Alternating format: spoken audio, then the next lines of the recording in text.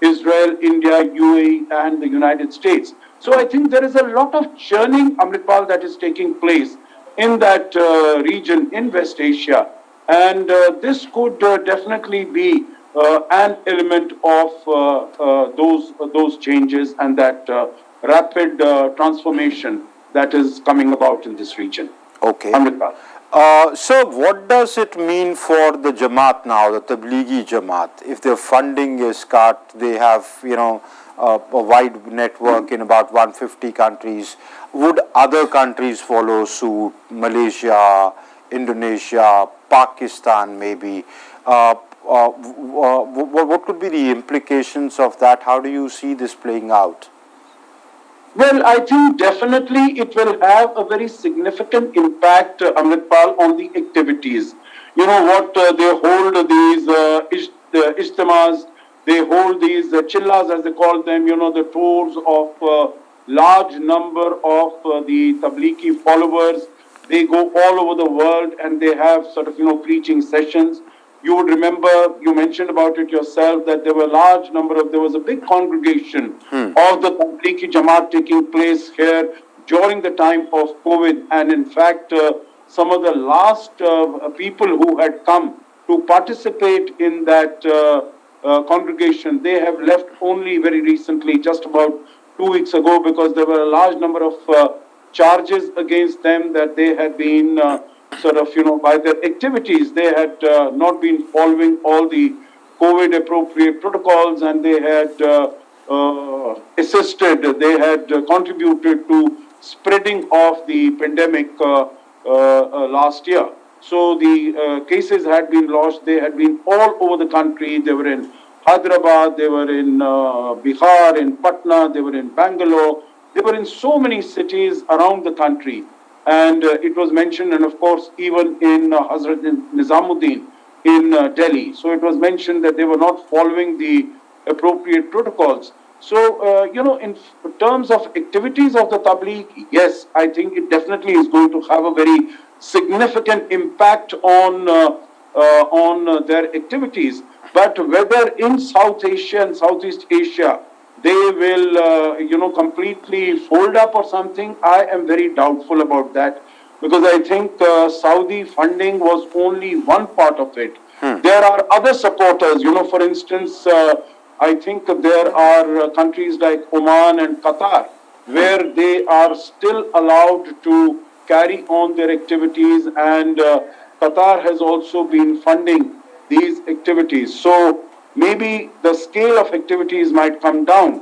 There might be other countries, let's say in West Asia or in Africa, who might also go along with the decision by Saudi Arabia to bring down, to clamp down on their activities.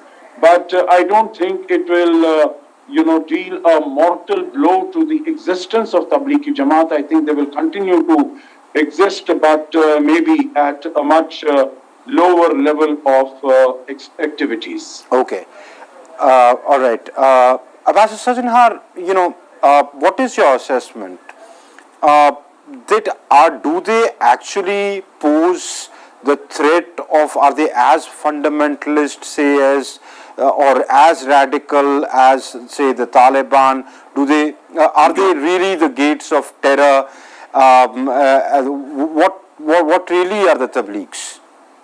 They have existed for the last 100 years, and they have been active, as you also mentioned, 1926, they were found in Deoband in India, and since then they have expanded their activities. Now, it is quite likely that their teachings might have become more orthodox, more conservative, more fundamentalist over the period. But at least their initial objectives were basically making good Muslims, teaching Muslims as to what the correct practices are. But sir, in their present day form, how should they behave?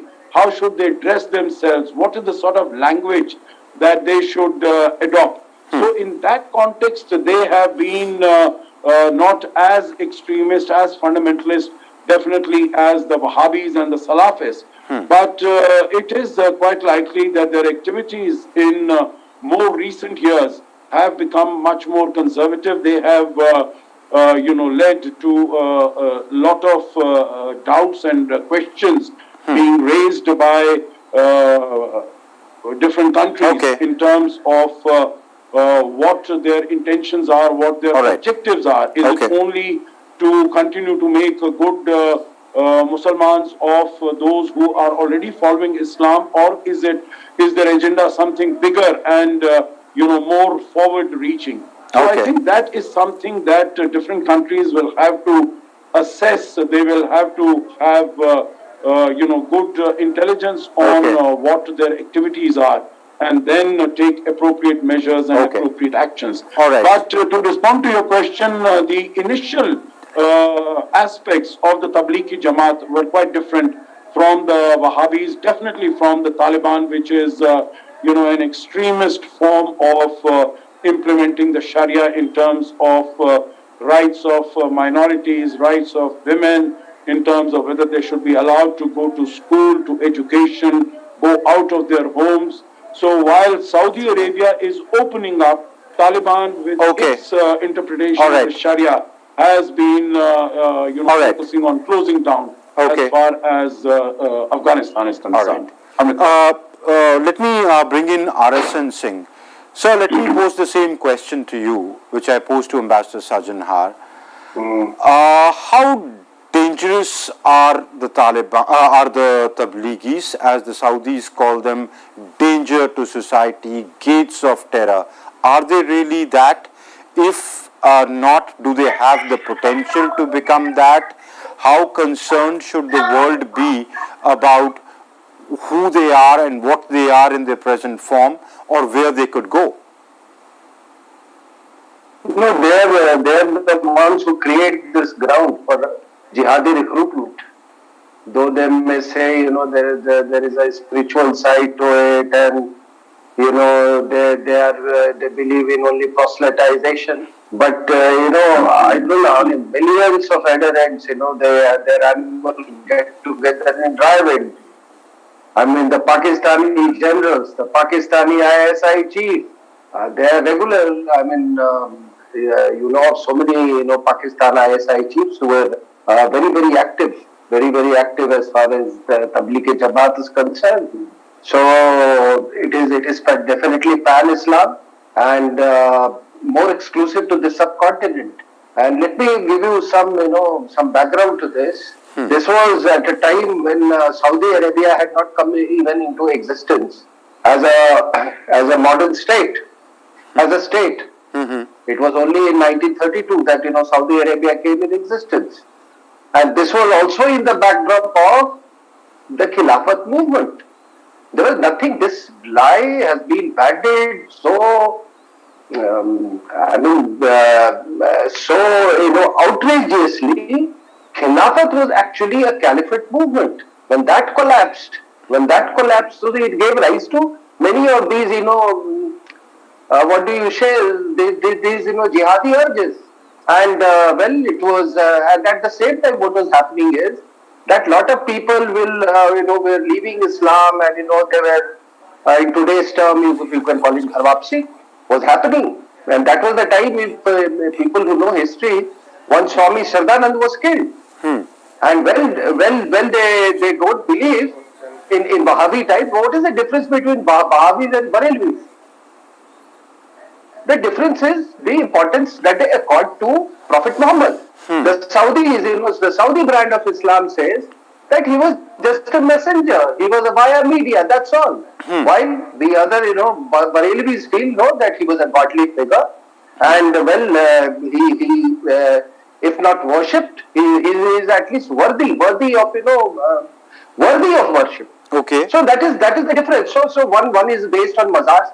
Today in Saudi Arabia, they have done away with all those mazars and vestiges of. But RSN Singh, what is the point that you're making? How does that make the Tablighis, danger to society or the gates of terror? That was my question. No, I'm just coming down. Then came the year of 1979.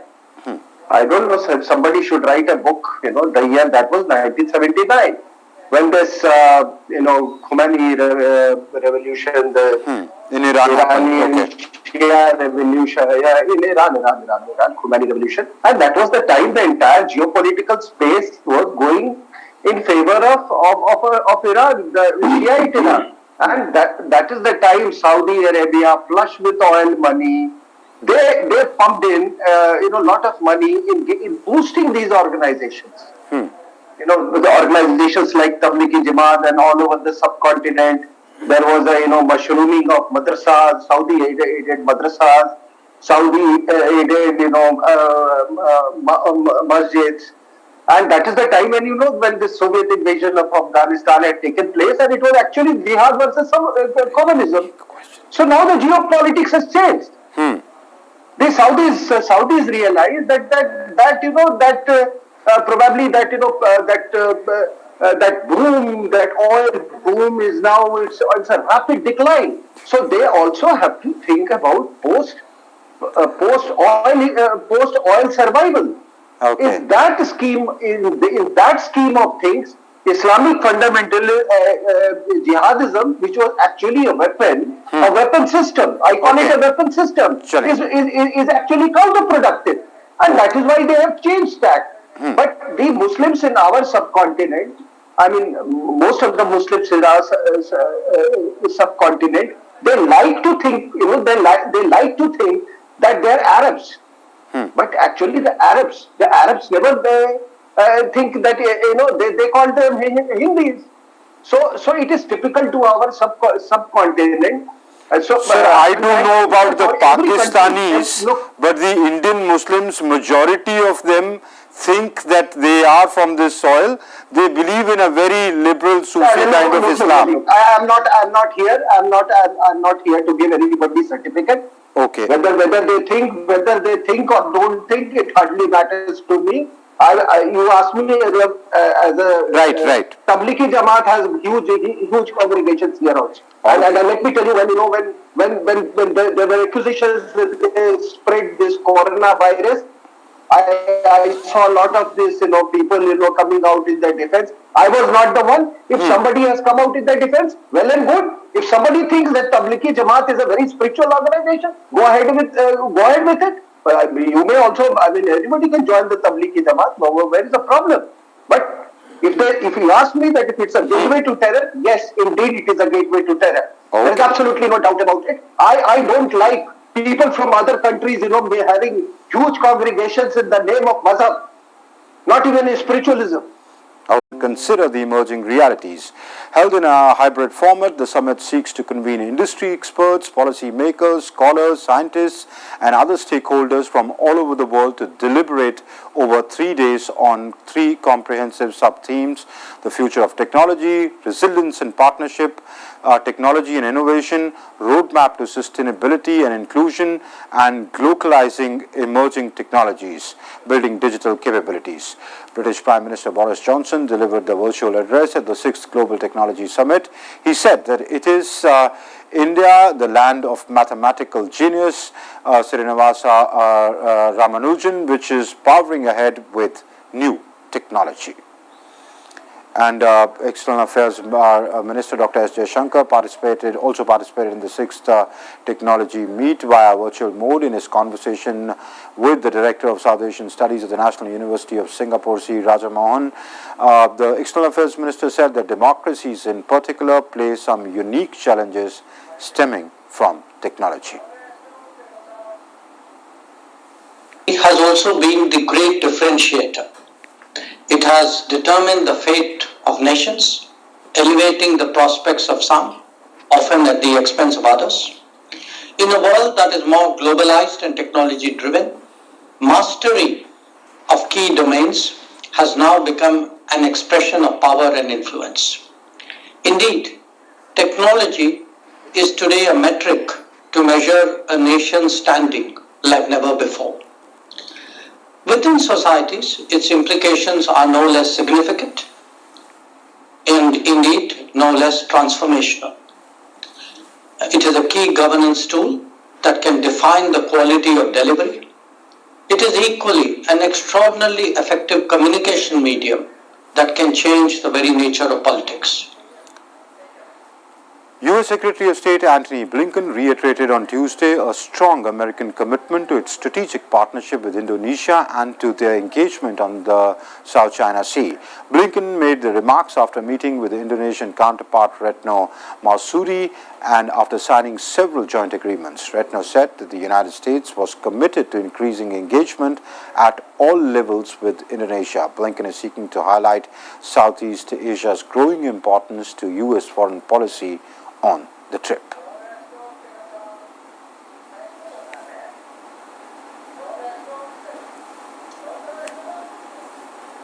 Chairman, we are here to address a very serious matter. Contempt of Congress by a former Chief of Staff to a former President of the United States. We do not do this lightly.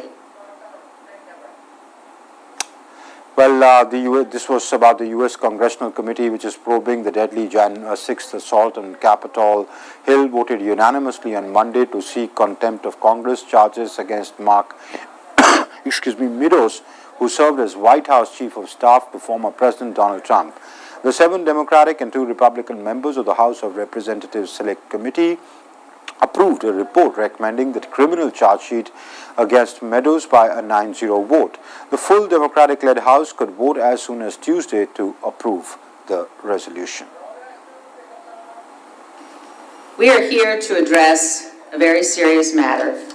Contempt of Congress by a former Chief of Staff to a former President of the United States. We do not do this lightly, and indeed, we had hoped not to take this step at all. For weeks, as the chairman noted, we worked with Mr. Meadows' counsel to reach an agreement on cooperation. But shortly before his scheduled deposition, Mr. Meadows walked away from his commitment to appear and informed us he would no longer cooperate.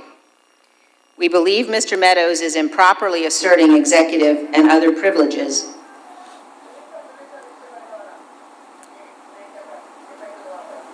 All right, going back to the story about Secretary of State of the U.S., Antony Blinken, who was in Indonesia.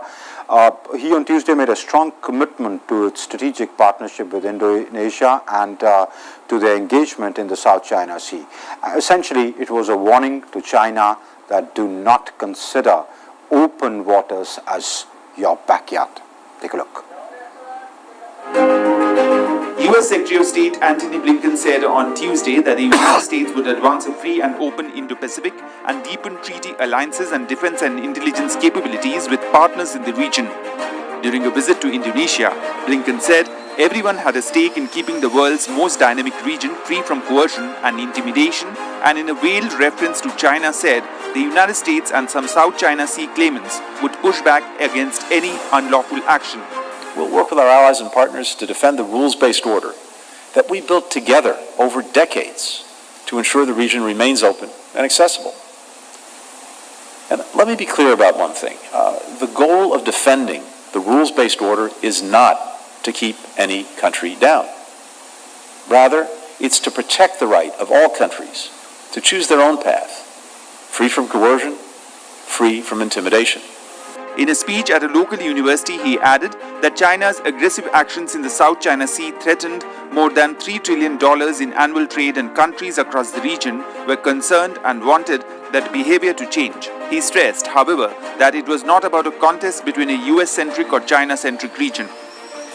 It's not about a contest between a US-centric region or a China-centric region. The Indo-Pacific is its own region. Rather, it's about upholding the rights and agreements that are responsible for the most peaceful and prosperous period this region and the world has ever experienced. That's why there's so much concern, from Northeast Asia to Southeast Asia, and from the Mekong River to the Pacific Islands, about Beijing's aggressive actions. Blinken is making his first visit to Southeast Asia since President Joe Biden took office in January, a trip aimed at shoring up relations after a period of uncertainty under the administration of Donald Trump and amid growing Chinese influence. He will also visit Malaysia and Thailand later this week. When we say that we want a free and open Indo-Pacific, we mean that on an individual level, that people will be free in their daily lives and live in open societies. We mean that on a state level, that individual countries will be able to choose their own path and their own partners. And we mean that on a regional level. China claims almost the entire South China Sea as its own despite overlapping claims to parts of it by other coastal states and an international tribunal that ruled that China's vast claim had no legal basis. China has rejected the US stance as interference from an outside power that could threaten Asia's stability. Blinken also said Washington wants to ensure peace and stability in the Taiwan Strait. US-China tensions have soared over Taiwan, which China claims as its territory and has vowed to retake one day by force if necessary. World Today Desk, DD India. Kentucky Governor Andy Beshear on Monday informed that the death toll in Kentucky from a string of tornadoes that tore through 6 states rose to 74, with at least 109 people still missing. And he expects the numbers to increase as searchers sift through flattened landscape of twisted metal, downed trees and homes reduced to rubble. Over the weekend, Beshear has estimated the death toll from the Friday's disaster at 80 and likely to rise to more than 100, but held out hope that the number of missing could be much lower than previously believed. Meanwhile, rescue workers resumed combing through debris in scant hope of finding survivors from a battery of deadly tornadoes. The Kentucky city of Bowling Green was grappling with devastating aftermath of a swarm of deadly tornadoes that left at least 100 people feared dead in the state. The powerful twisters, which weather forecasters say are unusual in cooler months, struck businesses hard on Bowling Green's busy commercial strip and caught some residents by surprise, saying that the disaster was likely one of the largest tornado outbreaks in the United States history. U.S. President Joe Biden on Saturday had approved an emergency declaration for Kentucky. In fact, U.S. President Joe Biden has said that he will visit the hard-hit Kentucky on Wednesday to survey the damage from deadly tornadoes that devastated a broad swath of the state. Biden spoke after getting an update on the tornado relief effort from his top advisors. I said I intend to travel to Kentucky on Wednesday, and with each passing day, the human impact of this devastation is the depth of the losses are becoming more and more apparent. We're going to get this done. We're going to be there as long as it takes to help, and the combination of state, federal, and volunteer organizations do everything from eventually not only clear the debris, but provide the necessary means to move. A huge magnitude has struck off the coast of Indonesia this morning. The European Mediterranean Seismological Center estimated the magnitude at 7.7, placing it at a depth of 5 kilometers. A tsunami warning has been issued after the earthquake in East Nusa Tenggara. An earthquake with that magnitude is considered a